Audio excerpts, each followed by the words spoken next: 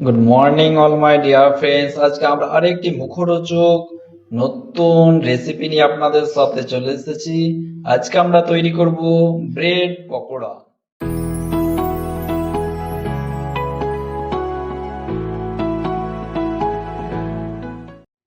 জি হ্যাঁ বন্ধুরা, আপনাদের জন্য এটি একটি খুব সুন্দর মজার রেসিপি।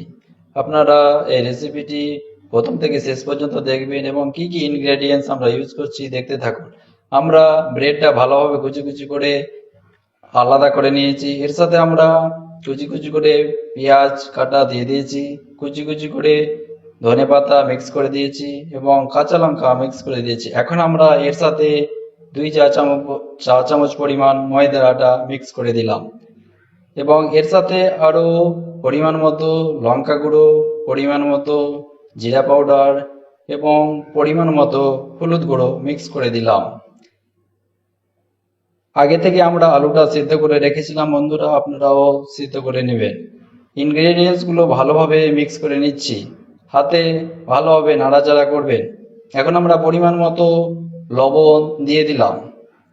ফ্লেভারটা দেখুন, আমাদের ব্রেড পকোড়ার জন্য যে ফ্লেভারটা আমাদের তৈরি হয়ে গেছে বন্ধুরা।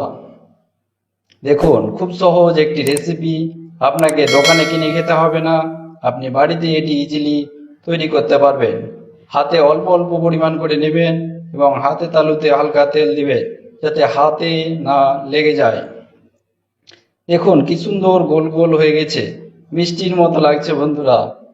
আপনারাও এভাবে বানাবেন, হাতে বেশি পরিমাণ নেবেন না, নাহলে ভেতরটা কাঁচা থেকে যাবে। দেখুন কি সুন্দরভাবে তৈরি হচ্ছে আমাদের ব্রেড পকোড়া।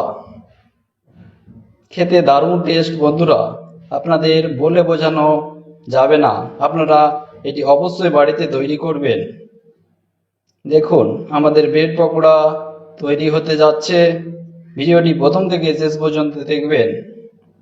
দেখুন কি সুন্দরভাবে আমাদের ব্রেড পকোড়া তৈরি হয়ে গেছে। এখন আমরা এটাকে ভালোভাবে ভেজে নেব। এর জন্য আমরা পরিমাণ মতো সরিষার তেল নিয়ে নিয়েছি। তেলটা যতক্ষণ না ফুটন্ত হবে না আপনারা এতে দেবেন না। আমাদের তেলটা ফুটন্ত হয়ে গেছে, এখন আমরা এটা ফ্রাই করে নেব। একসাথে অনেকগুলো দেবেন না, 3 থেকে 4টা করে দেবেন এবং এটি যতক্ষণ না ব্রাউন কালার হবে না তেল থেকে উঠাবেন না। দেখুন আমাদের ব্রেড পকোড়া ইজিলি তৈরি হয়ে গেল বন্ধুরা। দেখুন ব্রাউন কালার আসতে চলেছে বন্ধুরা। দেখুন কি সুন্দর আমাদের ব্রেড পকোড়া তৈরি হয়ে গেছে। এই ভিডিওটি কেমন লাগলো অবশ্যই কমেন্টে জানাবেন এবং ভিডিওটি ভালো লেগে থাকলে আপনাদের বন্ধুদের সাথে শেয়ার করবেন। আমাদের চ্যানেলে নতুন হয়ে থাকলে অবশ্যই সাবস্ক্রাইব করবেন এবং পাশে থাকা বেল আইকনটি প্রেস করবেন। দেখুন বন্ধুরা, দেখে জিভে জল চলে আসছে বন্ধুরা। আপনাদের কেমন লাগছে অবশ্যই জানাবেন।